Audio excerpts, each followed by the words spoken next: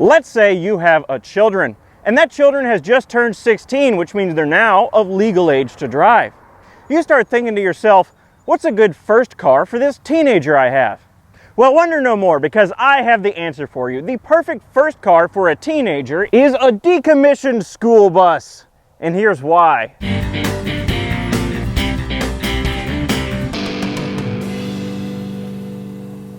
First, let me address the elephant in the room. Don't you need a commercial driver's license to pilot this massive bus? Well, yes. If it's a school bus and it's being used to transport children to school. But since this is a privately owned vehicle and it's being used for non-commercial duty, no, you can drive it with a regular license. Yeah, I even called my local highway patrol to verify that. So, with that out of the way,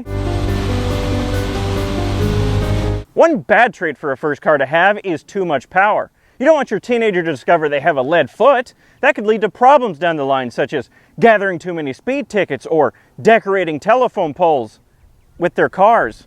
With the bus, this isn't a problem. While it's true that it does have a turbocharger and it makes 210 horsepower, it also weighs 9 tons, which is 18 times the weight of a duck that weighs 1,000 pounds. Yes, despite having no airbags and the driver being the only person with a seatbelt, this is a very safe vehicle. It has 9 emergency exits, which is one more than 8.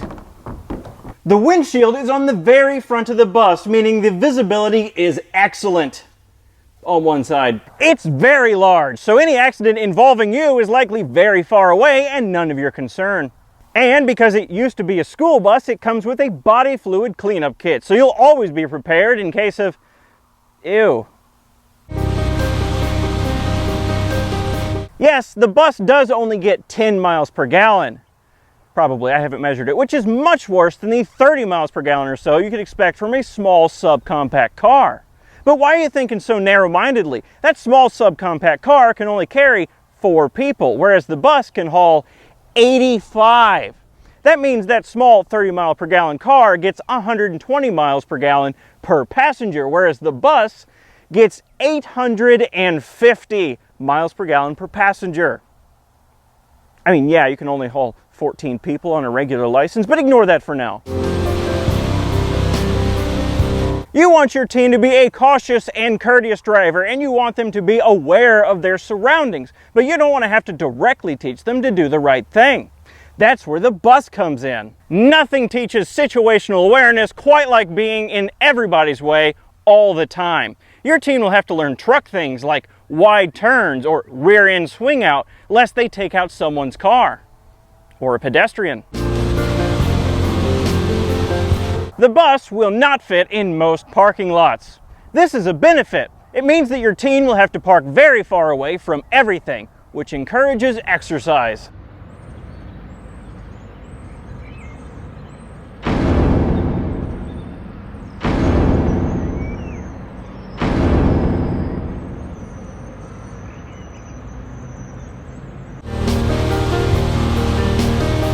You may be worried about the cost of maintaining such a gigantic vehicle with such a gigantic engine. Well, let me put your mind at ease. I've driven this bus 200 miles and I have had 0 breakdowns. If we take that as a sample size and do a little math, you'll see that 0 divided by 200 is 0, which means this bus has a 0% failure rate and is therefore 100% reliable.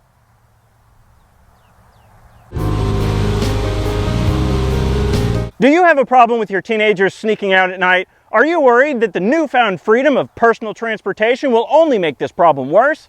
With the bus, that's not a problem. It's certified sneak out resistant.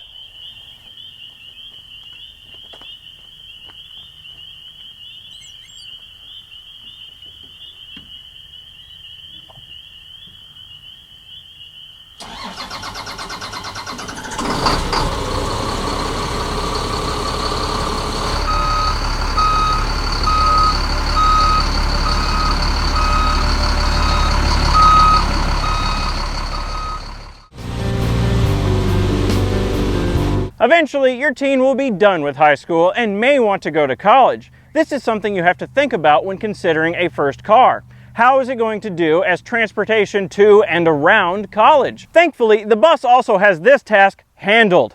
No, it won't fit in most dorm parking lots, but again, why are you thinking so narrow-mindedly? Why live in a dorm at all? Live rent-free in the bus. It's big enough.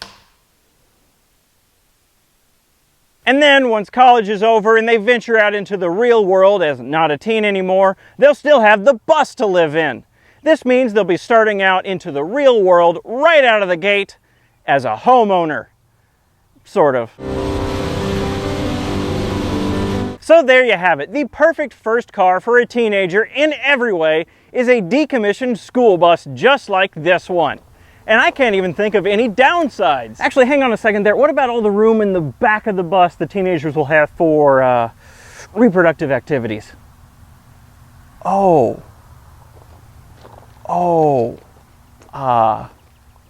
didn't think about that.